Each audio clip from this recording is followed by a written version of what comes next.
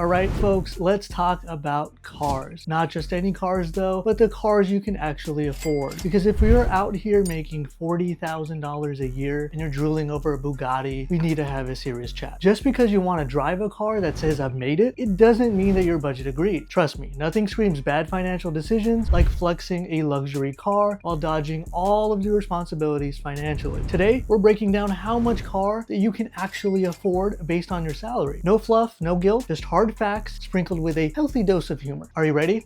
Let's hit the road. Hey, what's up you guys, and welcome back to my channel. I'm Dr. Farouk, and I'm here to help you achieve financial independence, build wealth, and live life on your terms. If you're ready to take control of your finances and your future, you're in the right place. I'm a first-generation immigrant who started with literally nothing. My journey began in high school with a simple t-shirt business that I grew in high school and later sold in college. By the time I turned 30, I had done over $10 million in gross sales and launched multiple successful businesses in retail, fitness, e-commerce, and even consulting. Today, I live life on my own terms, and I'm excited to teach you how to do it too. On this channel, I share you the tools, the strategies, and the mindset it takes that help me build success from the ground up. Whether it's real estate, growing a business, or tackling financial challenges, you'll find actionable steps, real-world insights, and the motivation to create your dream life. If I can do it, so can you. So hit that subscribe button and join me as we work toward financial freedom, step by step. Let's build your legacy together, and let's jump back into today's topic. The golden rule is 10 to 15% of your income. So before we start ranking salaries, let's get one thing straight. You should never spend any more than 10 to 15% of your monthly income on a car payment. That's it. No, but it's my dream car. No, I'll figure it out later. Trust me, you don't want to be eating ramen every single night because your car has heated seats and Wi-Fi. Let's do some quick math. If you're making $4,000 a month, your car payment should be between $400 to $600. But wait, there's more. Owning a car isn't just about the payment. It's like adopting a needy pet. It needs to be fed, which is gas. It needs regular checkups like maintenance. And sometimes it just decides to destroy your wallet. Surprise repairs. So if you're ready to find out what your salary actually lets you drive, buckle up, and then this ride is about to get real. If you make $30,000 a year, the used and useful category is yours. That's about $2,500 a month after taxes. And using the 10 to 15% rule, your car payment should be between $250 and $375.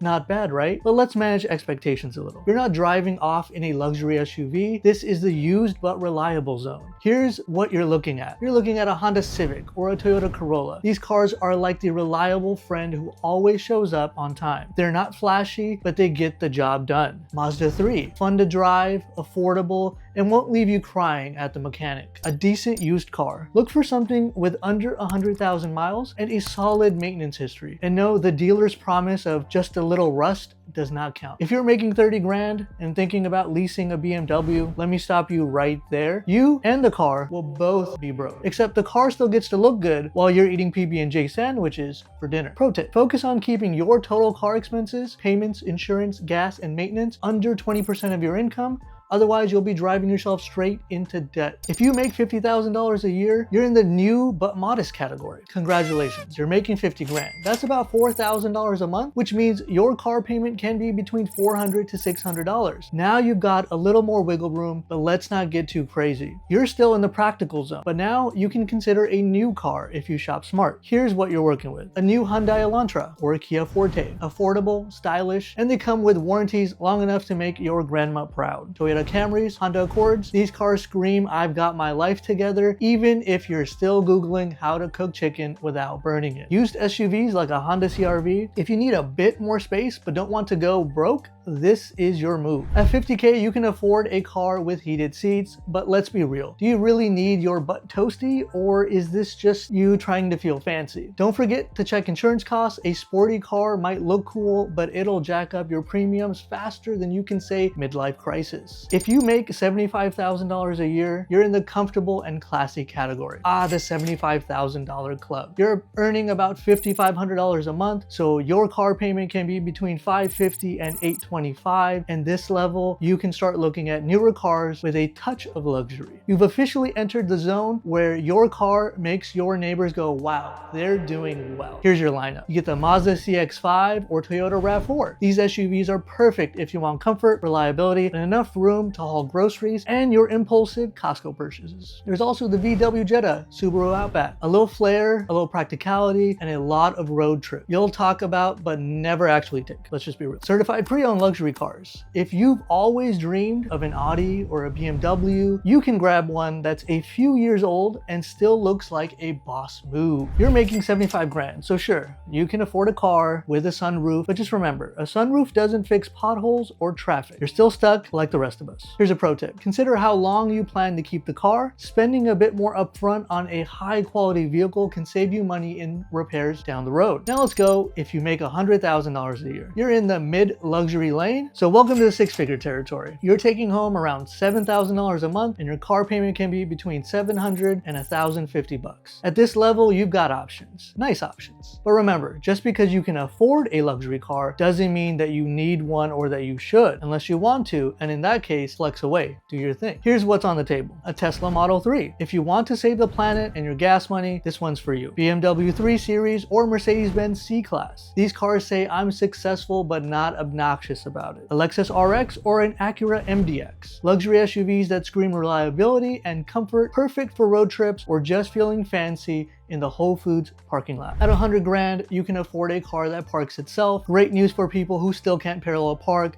No judgment.